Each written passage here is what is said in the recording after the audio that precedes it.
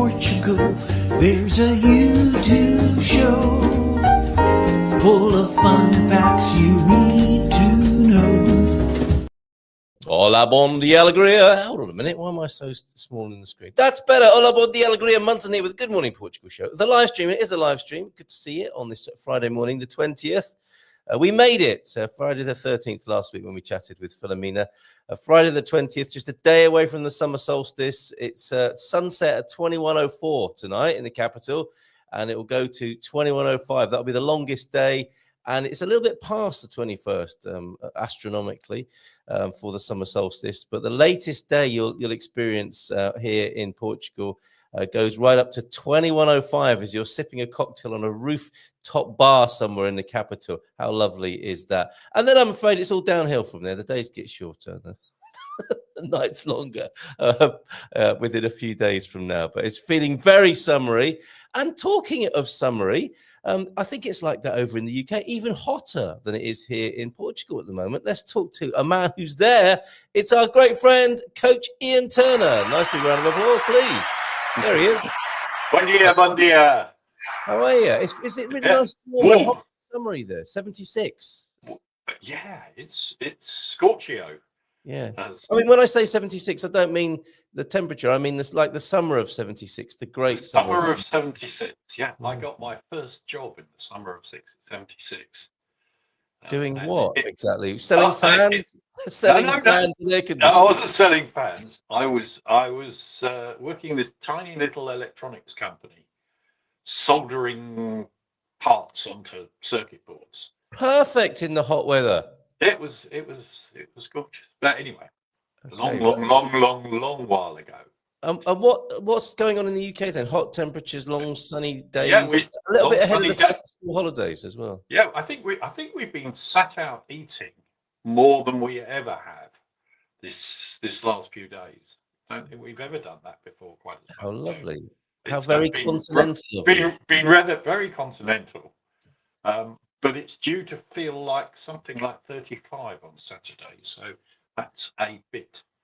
What does that mean, Ian? It's going to feel. I mean, is it 35 or not? What is all this? Well, I think it's about 31. Okay. In reality. But if you're British, if you're British, yeah. But of course, they're all out in the midday sun because they are. Yeah, of course. Shirts off. Yeah, shirts off. Yeah, amazing. Well, I'm very pleased for you. I've billed you as the Wellbeing role model because we've talked a lot about the God Squad program that you've created to help people stay weller and healthier and fitter longer. So not just longevity for the sake of it, but good quality of life. So and we thank you for that. But I've forgotten to ask you about you and what makes you apt for this role and for being a role model for our community. And I just thought it'd be worthy of mention this morning, as well as a few other things. And you've brought your own agenda item with a little bit of an insight into the Templars of Portugal. But before we go there, I'd be delighted to do that because it's such a fascinating subject. Thank you for being our role model. You're a sprinter. Not sure I feel like that, I have to say. Oh, really? Okay, don't say that.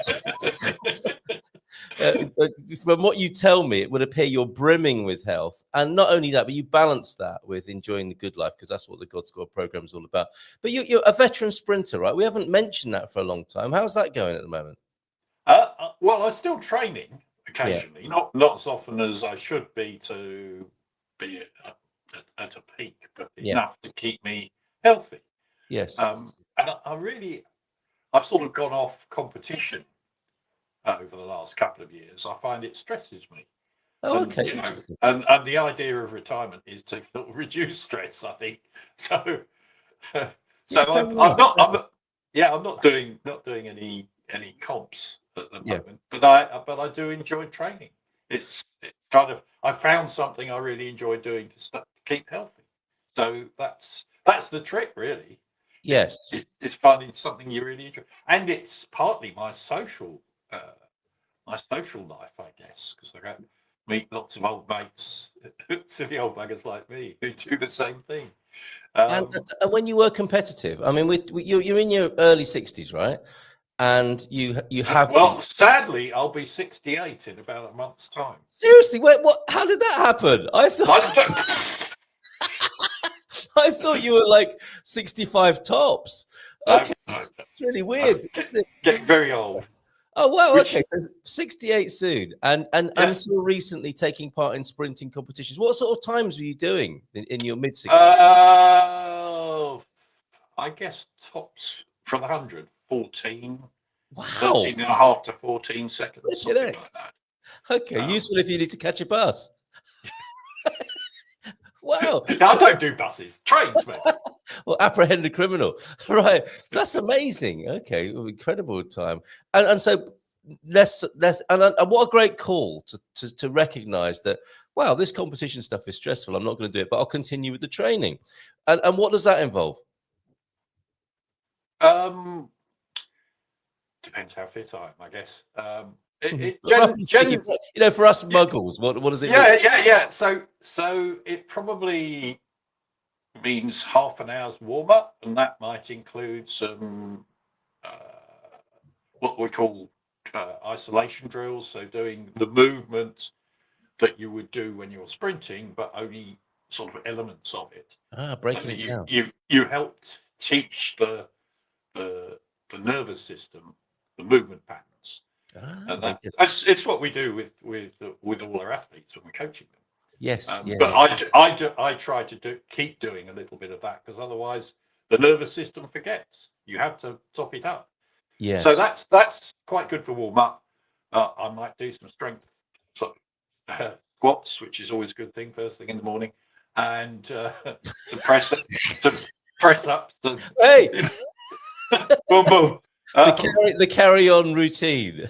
Carry on routine. So I try and do some strength work as part of the warm up, and then depending whether I try to combine short, fast sprints. So that might be 30 or 40 meters. So that might be one session, and I'll do maybe 10 of those. Or I'll do a longer session where I'm doing 100, 150, and I might only do 5 or 6 of those in a session. Right. So actually, the amount of time you're sprinting is really very small. But the effort you put in, that extra little bit to try and run as fast as possible, really drains you, and it drains you in all sorts of ways, both from an energy point of view and your nervous system. Okay. So that's why you can't do too many. And even the really good guys, even the Olympians, won't do too many full-on sprints in a session. That's interesting, because you mentioned as well when we last spoke about not doing the big race or the big sprint in the days leading up to it as well, didn't you? To give the body the chance to rest and then come into its sort of optimal zone. You need to be fresh and sharp. Yes. Yeah. Some people will have a couple of stiff coffees before or a race. Right. I'm sure that sounds like the Portuguese Olympic team. Yeah. I'm sure it is. Yeah. Sponsored by Delta. Very, very good. Okay, well, lovely to hear that. I mean, it's amazing. Seem to be 68, still doing the sprinting training, getting to the track, and coaching youngsters coming into the whole thing as well, right? Indeed. Though most of them, they are youngsters compared with me, of course. Spring chickens. But all of only coaching 3 or 4 at the moment, and they're all just over 20. 20 up to 25. So they're rather older. They've come back into the sport. Having left it for one reason or another, and come back in, and we just really enjoy the whole process. It's good fun. Whereas the young kids, I'm done with that now. That's herding cats. Oh, really? Where you kind of end up being a babysitter, and I've got enough grandchildren to do that on my own. And a social worker, as I recall, as well. You do a bit of that. I've even done some teaching, which is a bit random. Seeing as I'm not a teacher, but I helped a couple of the girls with their GCSEs a few years back. How incredible! Right. Yeah, well, the pleasure you get is seeing these kids develop as people. Yes, of Or course. more than, I mean, athletics, yes, as a base, but more as people, as young people, Yeah. growing up, and that's, you see them develop. It's fantastic. You get a real buzz from that, and I can understand why teachers do what they do. Yeah. That's, it is a vocation. And that moment, perhaps, where somebody comes up to you in the street or whatever, or years later and says, you changed my life. That must be an amazing feeling. Yeah. Well, it certainly happened to my mum a few times because Yeah, she was how a lovely. teacher. Yeah. Yeah. So Or alternatively, as I would have said to some of my teachers if I'd seen them in the street, you ruined my life. You made my life. I have one or two of those. You made my life a misery, sir. Don't forget your manners. Bon dia todos from Antonio F. Good to see you live. Hey, And Simply Live live as well. Hi, Mel. Good to see you as well. And Jackie was in early with a greeting as well. Bon dia, Carl. So fab to see you live. Yeah, good to see you as well, Jackie. Thank you for being here this morning. And that God Squad course, which was designed, put together by the coach, is available at the Portugal Club, free to members, of course. Give it a go. Building on the pillars of strength, speed, and stamina, and making sure that we enjoy life to the fullest as well, right? There isn't actually any specific reference to eating and drinking, but it's always there in the background, and enjoying the lovely lives we have here in Portugal as well. And when the coach pops over to see us, to join us in that. Gary Mills also here. Bon dia all. Bon dia to you, Gary, and to Mark Inns. Nice to see you, Mark. And a lovely logo there, Born to Live Free. We absolutely will, whether you're a biker or not. That's the spirit. And growing old disgracefully, with the help of the coach this morning. Right, going from growing old to the olden days. Your interest in the Templars, I believe, you were saying before we started here, was inspired. Look at these two. This is how Spartan Effects guard their money when they're in Portugal. The Templar Knights were, I think, rentable bodyguards, were they not? They were guarding the passage of people across Europe, were they, as part of their duties, I think. Here are a couple of them with Sarah Davy from Spartan FX. Your currency is safe in our hands. And the chap on the left, did you have a chat with him at one of our do's, and it kind of got you reading up the history? Yeah. Well, we were going to do some videos together. Oh, of course, yes. I put a little intro for one about Coimbra together for Terence, and I did that in Cambridge. So he suggested then the next one. We haven't even finished the first one yet, but he suggested the next one should be Tamar. Yeah, of course. So I thought, I knew a little about Tamar, but I thought, where would I do the intro in, that I can get to in the UK? Yeah. And it suddenly dawned on me that when I was a schoolboy, walking to school from Aldwych Station, which is long since closed, the Aldwych, I used to walk through the Temple, which is the two of the Inns of Court where all the barristers live and work. Yeah. So, AKA Temple Bar, for those. Temple Bar was on Fleet Street, between Fleet Street and the Strand. And actually, bizarrely, they moved Temple Bar, which was a big arch. It now lives in a woodland about 2 miles from my house. No, the Templars are following you around. Yeah, they are. So anyway, I realised that I walked past Temple Church on my way to school pretty much every day. And actually, I've sung in there as part of the school choir. Check you out. And my cousin has played the organ in there. But I knew nothing about the church. So I thought, well, Temple, maybe that's something to do with the Templars. Lo and behold, it was the Templars' headquarters in London. Wow. And it was built in 1162. And the round oratory or church in Tamar Castle was also built in 1162. Wow. So you can't tell me that there wasn't close links between Portugal and England miles before the Windsor Agreement. It was the Templars were fascinating. Bizarre, they only established in 1118. So in about 40 odd years, they'd gone from being a fledgling, really, I suppose, religious order that protected people, to a full-blown multinational corporation. Literally, I think they were the first multinational corporation. They were the BlackRock of their day, were they? They were the BlackRock of their day.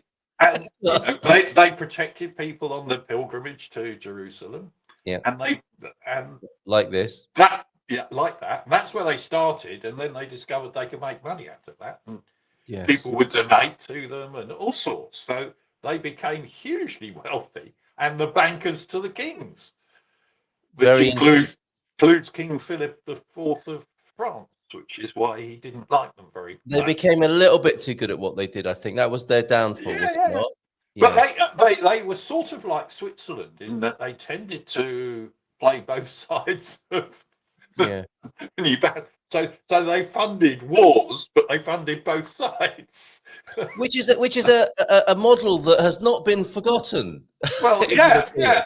Right. But so anyway, so that was 1162. So the two churches, which are very similar because they're round, they're actually round churches. Temple has been modified lots since, and was made a bit of a mess of during World War II. But it's still, you can still see the original, most of the original building. Wow. It's an amazing place. So the other reason it's important is that some 50 odd years later, 1215 in January, the rebel barons confronted King John, who was staying there because he felt he was safe in London in Temple Church, protected by the Templars. And the rebel barons broke in with their armed guards and all that lot, and persuaded him he should sign this big charter. The Magna Carta charter. Magna Carta, which he was not keen to do, and eventually he sealed. He didn't sign it because it was sealed at Runnymede later on that year. I've been there with the school on a school trip. Oh, yes. There you go. Yeah. But within about 6 weeks, he annulled it along with the Pope, who was afraid all sorts will go wrong. But eventually, by about 1300, there was a version that pretty much came into law. But it started in Temple Church. That's incredible, isn't it? Because it came up in a conversation yesterday that the barons and a sense of fairness and equality in society, which the Magna Carta suggests maybe that all men were suddenly equal, but it was just really the barons. Just that the upper echelons got a little bit more, a bigger piece of the pie, right? From a begrudging king and his backers and sponsors. Correct. But what an amazing time! Well, King John was bloody useless. That was the real problem. Yes. He was very good at raising taxes. Yes. And he compared to his brother Richard the Lionheart. The Lionheart, yes. He raised about 4 times the amount of taxes every year than Richard did. So you can imagine people were squeaking quite a lot. Yes. And he raised the grand sum of £100,000, which back in those days I suspect was probably the equivalent of $1 billion or something. Which one was this? Who did John, that? King John. Oh, okay, so he was more of a sort of a fiscal dictator than he was quite a good accountant. But that was to go to war against the French king because he'd lost all his French lands because he was basically French, Norman. He was direct descendant of William the Conqueror, or William the Bastard, as he was also known. Because A, he was a bastard, B, he was a complete bastard. the case is fairly but they were all French, of course. Yes. So he was much more interested in living in France than England. Bastards, I think, then possibly. Yeah. So King John was trying to get his lands back that he'd lost because he was a useless soldier to the French king, and put all this money, he placed it on red, and it came up black. So he lost all the £100,000 that he'd raised. So what's he going to do next? Try and raise some more? And that's when the Baron said, you're not playing that game anymore. Yeah, you took all our money and you took all our money. Yeah, spaffed it up the wall. There's so many familiar themes here, aren't there? Well. You know, I'll put the taxes up for all my mates. Yeah. And then go to France-Alago. Oh, steady. To play golf or fighting or something. Yes, to eat some lovely French food on the coast. That's it. So the themes are, no king. No and king. Interesting time, because you referenced the great British Portuguese connection embodied in the Treaty of Windsor, 1386, I think that was. So this Templar growth. And then going into the time of the Lionheart and King John, and then ultimately Treaty of Windsor, we've got this sort of 200-year span here, haven't we? That you're talking about. And that was about as long as the Templars lasted, wasn't it? Amazing. Well, until they Philip took umbrage. Too good at what they did, and the uneasy alliance or allowance of the kings of Europe and the Church of Europe thought, okay, enough of these guys. They're a third leg to this power struggle that we could do without. Well, I think that was part of it. And of course, Philip IV owed them a huge amount of money. Is that right? So that had something to do with it, I suspect. Yes. Yeah. But also because when the French arrived at 1066 in England, they imposed the French feudal system. So in other words, the king owned everything. Yeah.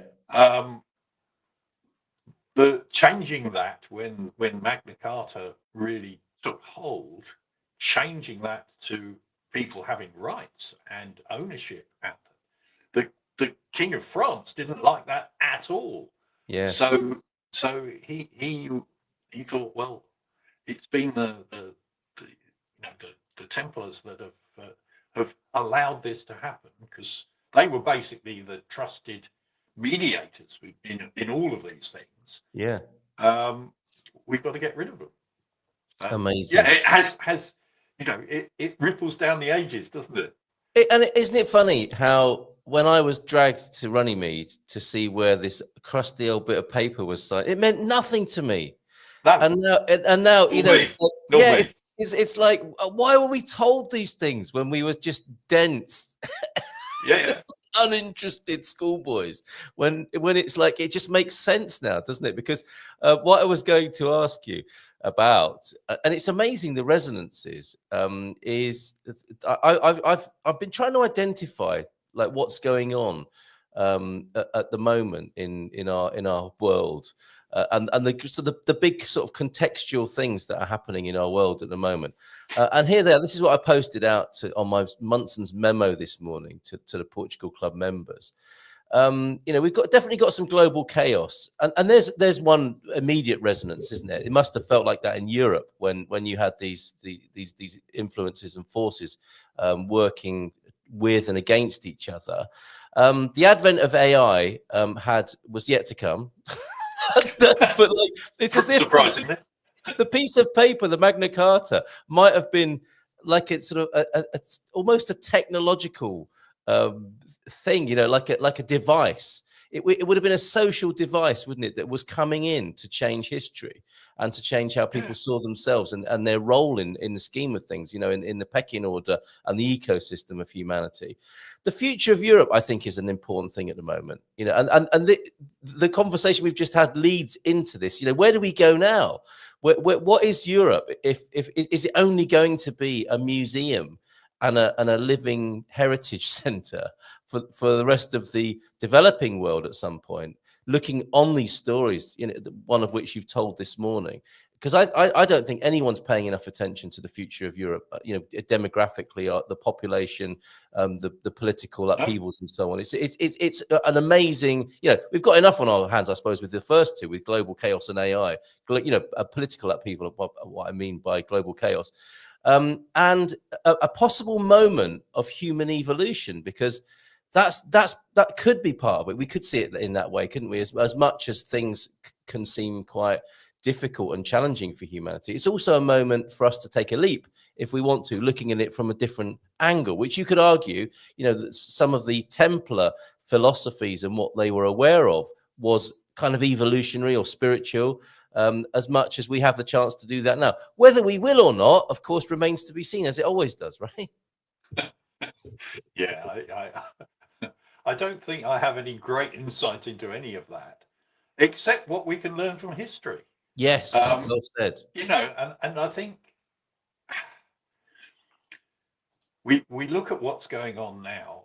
We think, if people only actually learn from history rather than ignoring it, maybe we'd be in a better place. What do you think what's the key takeaway of the Templars then? And if we were to learn from history, what would we learn from them? Well, certainly, I guess they really were. I mean, is there anything important to learn from them, aside from the fact that they were very successful creating this multinational corporation?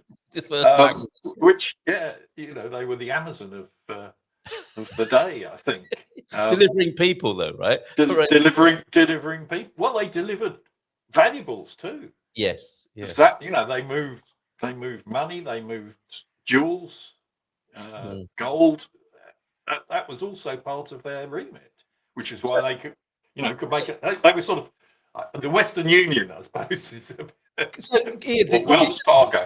As well as finding their spiritual center in the church, it was the equivalent of their Amazon warehouse, of building out the back somewhere. And you've got these like lower. Well, they had buildings about every 40 kilometers, i.e. a day's ride. So you could ride across the whole of Europe and stay safe every night in a Templar. Yeah, and I didn't know any of this until very recently.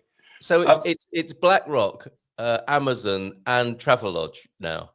Yes, exactly that. Ibis, because they're probably more continental and a bit better defended. Yeah. They have better coffee. Wow.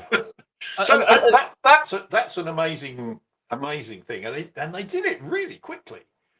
Considering communications back in those days were only on horseback or boat.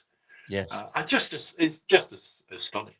But just before I leave Magna Carta for a moment, the irony of Magna Carta is, of course, in the UK we have no written constitution. Yeah. But Magna Carta forms a huge amount of the constitutions of all sorts of different countries around the world, particularly the one over the pond, the big one. It formed part of the Declaration of Independence. Yes. Part of the Constitution and the Bill of Rights. Yes. And indeed, 6 members of the Middle and Inner Temple, i.e. the lawyers that probably wrote the damn things, were signatories to the Declaration of Independence. So they were Brits. That's incredible.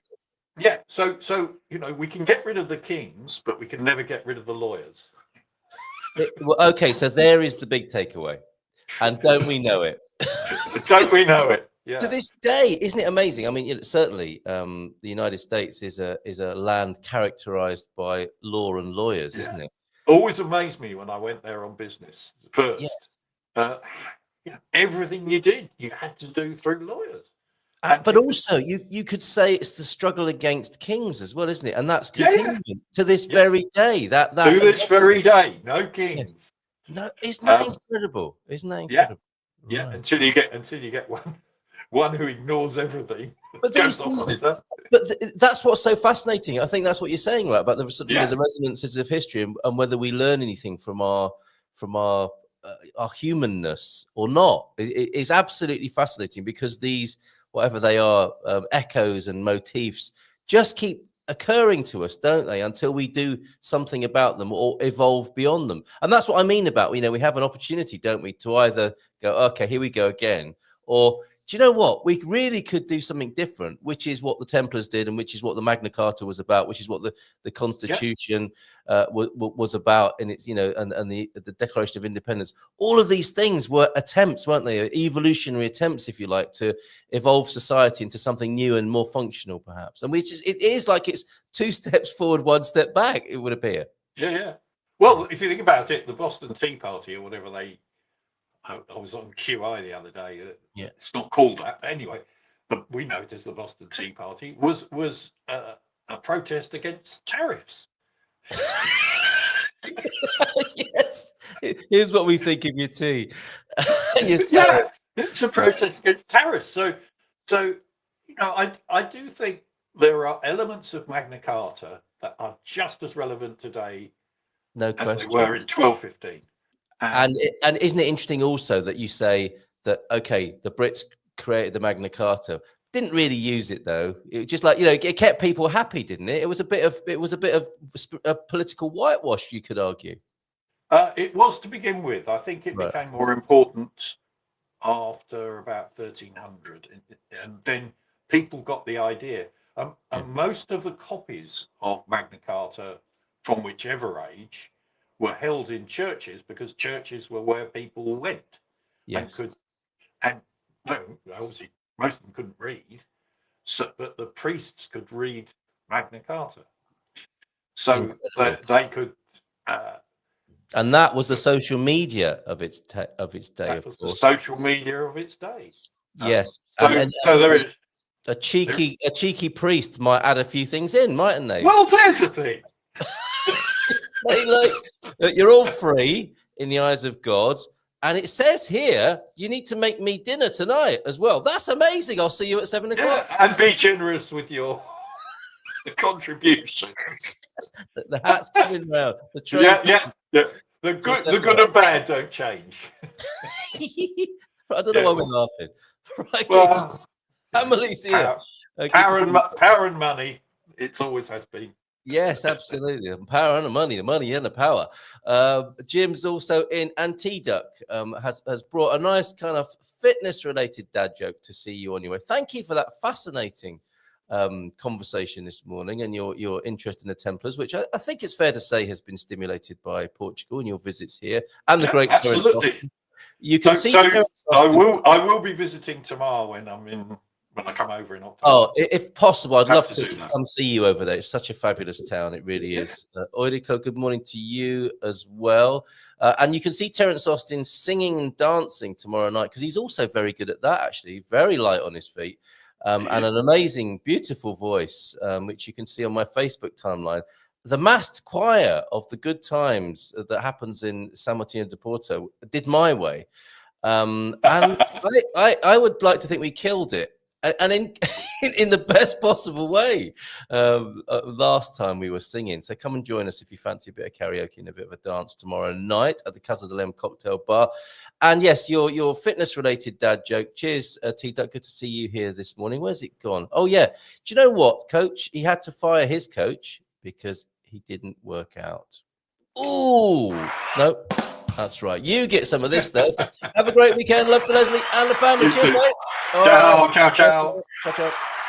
Ouch, T-Duck. He didn't work out. Right. Okay. Yes, but any more dad jokes gratefully received this morning. It's nice to be here in a live streaming environment. Good to see you and at least your Facebook or your YouTube faces here with your comments that are coming in.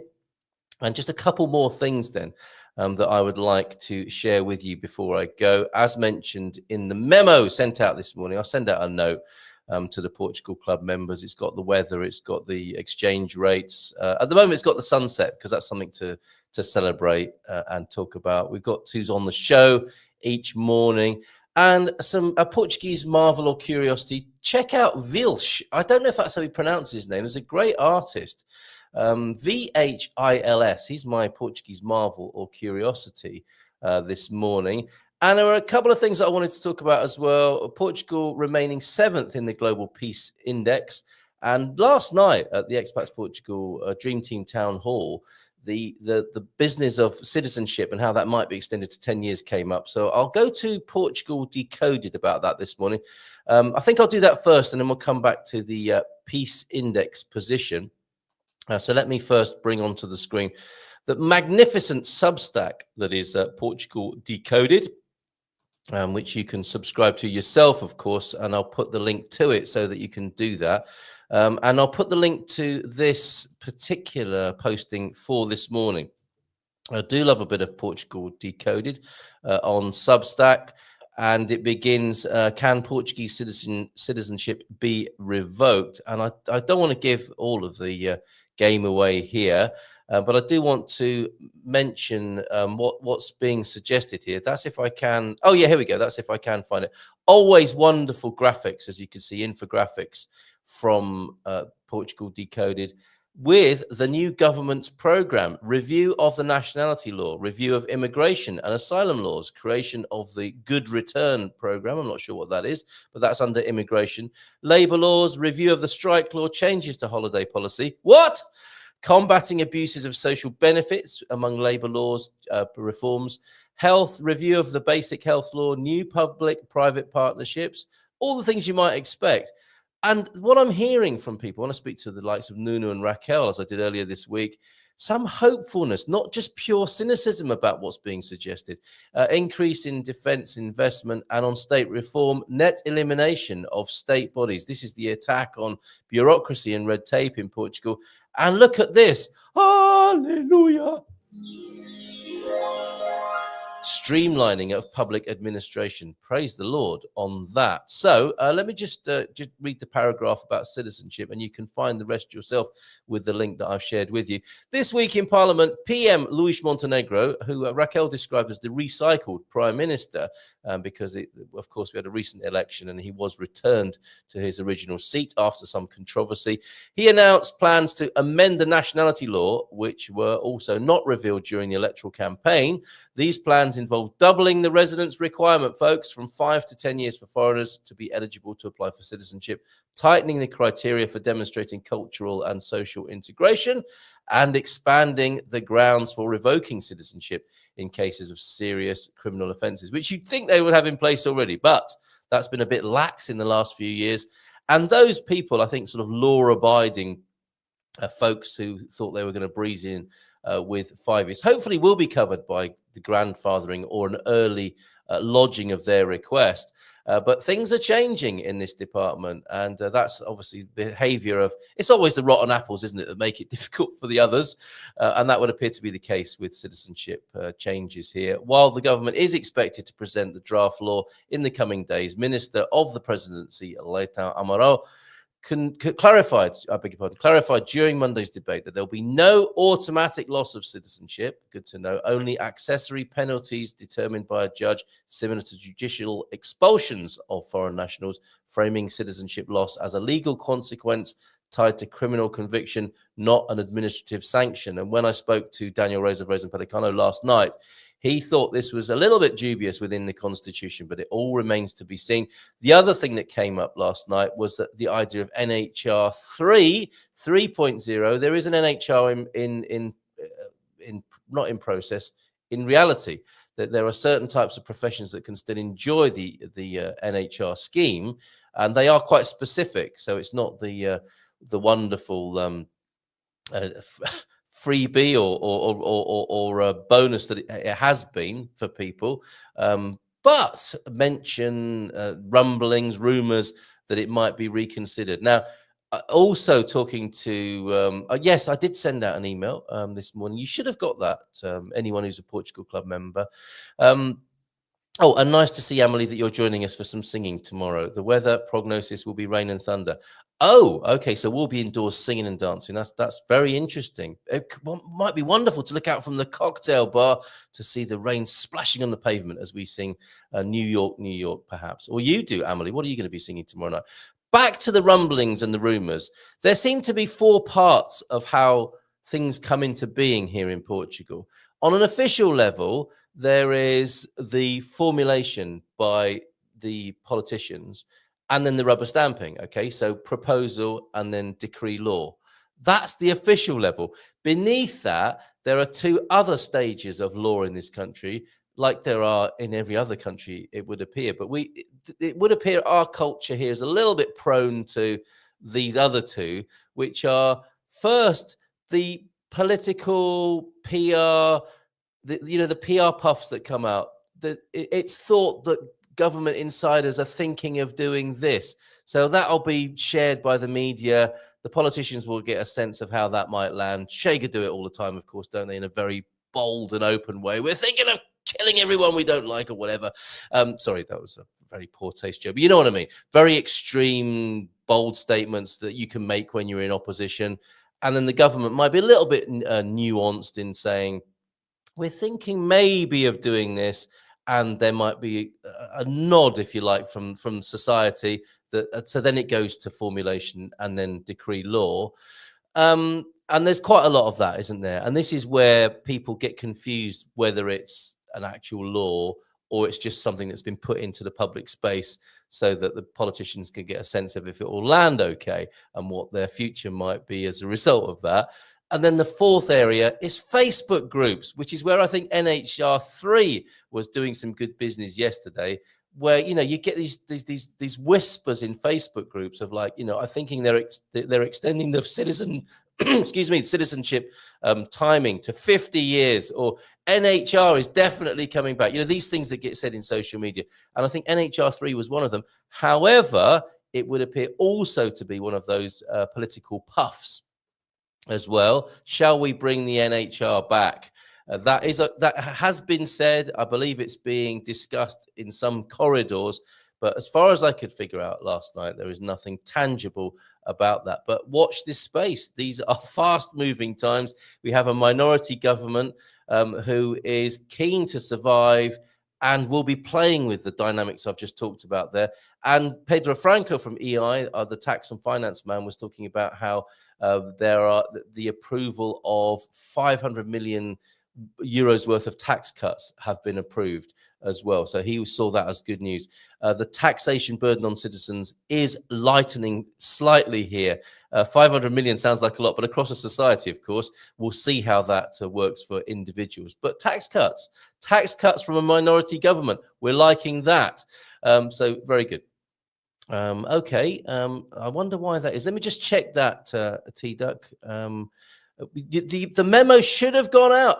No, I post it every day, but the school platform that I use, I understand why you haven't got an email. I can't email it every day because they see that as spamming. And fair enough. I'm not sure I want to send one every day. I can send one every 3 days. And I think you got one a couple of days ago, and it was too early to send this out as an email. So that's, you need to check into school to see what has been posted up this morning. That's why. No, we say in France, in French, that bad singers are calling for rain. Oh, so you think we're rainmakers now? I'm slightly offended by that, Emily. You need to see our Facebook post. I think we did my way justice, actually, last time. How very dare you suggesting that our singing is going to cause thunder and rain tomorrow night? Come and join us. Let's find out if that's going to be true or not. Antonio has to go. See you all next time. Tenha bon fin de semana. That's our big greeting, of course, on a Friday. And I think Feel Good Friday live streams should be a thing, right? Maybe if we don't do any other live streams during the week, we should get together on a Friday morning. Really enjoyed this morning. Still think it's the right thing to not be live every morning, but well up for a Friday Feel Good live stream. Finally, then this morning, that good news, notwithstanding the theory of relativity, you might say, it's all relative. And I think Natasha Don puts this very well in the Portugal Resident with her reporting of Portugal maintaining its 7th position in the Global Peace Index. So let's have a look at that now, shall we? There you go. You can see it on your screen as I speak. Portugal is not perfect, she says, but compared to many other countries, it is considered safe and generally peaceful. World undergoing fundamental reshaping of global order. Well, that's one of the points I made earlier on, wasn't it, about the global upheaval and the times of chaos that we're living in. From some points of view, don't want to get too doom and gloom or over the top about that, but who would deny that on one level?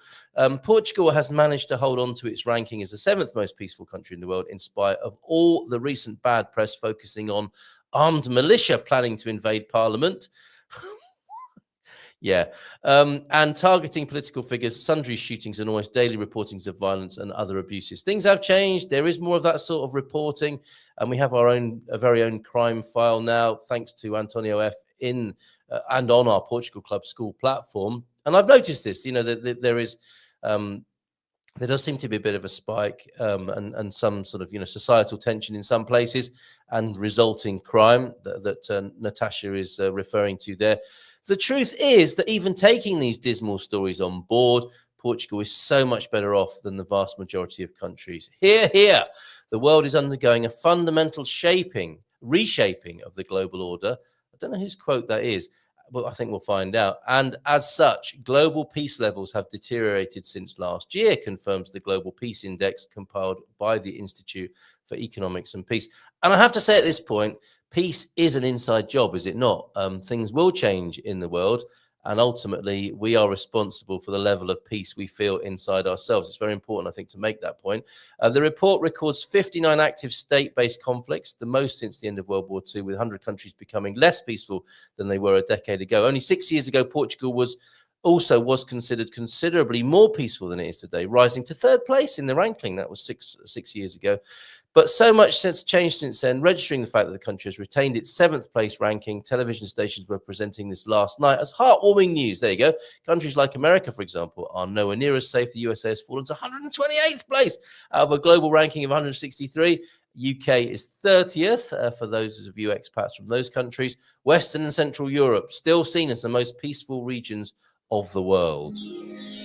Amen to that. But researchers warn that Europe's security environment is undergoing a profound transformation. Yes, and I've made mention of that earlier on. Not connected, a complete coincidence, it would seem. This year's Global Peace Index shows that the world is at a critical inflection point. A CFP, everyone. Sorry, a CIP.